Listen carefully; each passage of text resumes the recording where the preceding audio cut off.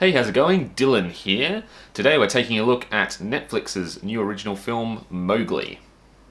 Now, Mowgli obviously is an adaptation of The Jungle Book, another one, but this one isn't made by Disney. It was made by Warner Brothers, directed by Andy Serkis, and a bunch of big-name Hollywood actors doing the voices. What happened with this film, it was actually due for release in 2016 originally, but due to post-production costs and the amount of visual effects needed, it actually kept getting delayed. They also wanted to differentiate it from the Jungle Book's release, so kind of reveled in post-production hell, I guess, until Netflix actually purchased it from Warner Brothers earlier this year. And now Netflix are releasing it this week on December 7th. So what we have here is a different take on the classic story.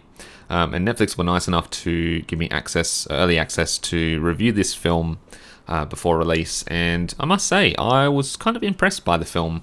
It's not stellar or amazing. It didn't make me feel all the feels, etc. It did have something about it. It wasn't generic.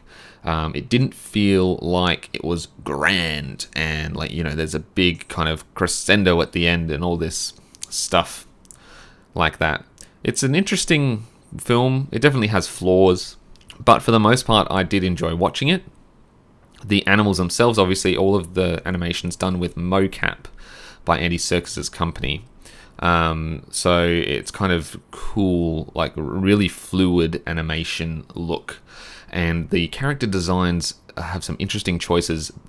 Most of the time, they look fantastically realistic. The visual effects teams here did a stellar job.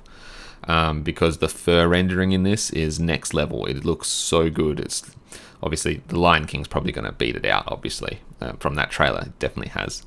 But for right now, movie's released. This film has the best fur I've ever seen. It does have some odd-looking moments, like the tiger character has a strange design. It's not the fact that the visual effects are bad. It's just the design is odd. It doesn't look. At times, he doesn't look like a traditional tiger shape, but other than that, like all of the other animals look fantastic and really nice visual effects. Not to the same scale as the Jungle Book, where obviously everything is CG. This one has a lot more live action plates, I believe, in it, but each to their own. Two different techniques. Obviously, this one they kind of added more detail and took longer with the visual effects. Which caused some of the production delays.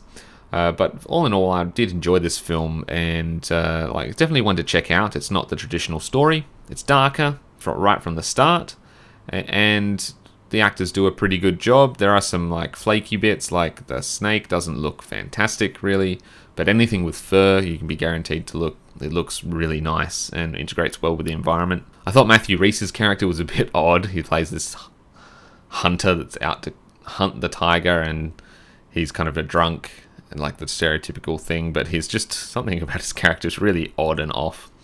But anyway, if you enjoy these types of films, definitely go check it out. If you enjoy visual effects, check it out because it's a cool example of fur, how to render fur properly, and really well for the environment. Go check out Mowgli. It's out December 7th this week on Netflix worldwide. Leave a like if you enjoyed the video, subscribe if you want to see more, hit that bell button to be notified of new uploads as they become available, and hit me up in the comments or on Twitter, always open for a chat. Until next time, take very good care. See ya.